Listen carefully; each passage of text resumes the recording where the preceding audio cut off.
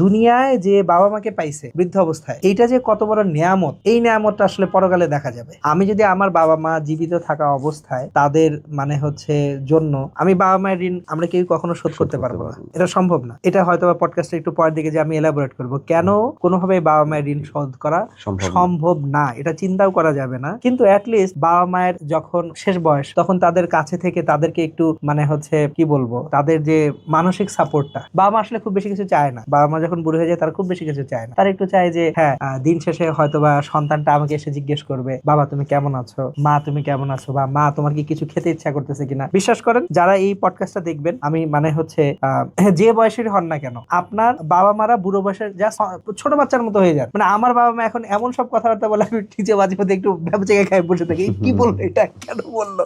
তো প্রথম আবারও নিতে একটু কষ্ট হতো অ্যাকচুয়ালি। তো এখন এসে যেটা চিন্তা করি, না ওনারা এখন ছোট বাবুর মতো। তো আমিও হাসি মুখে তাদের এই ছোট মানসিক গুলাকে এখন আমি উপভোগ করতে শিখে গেছি।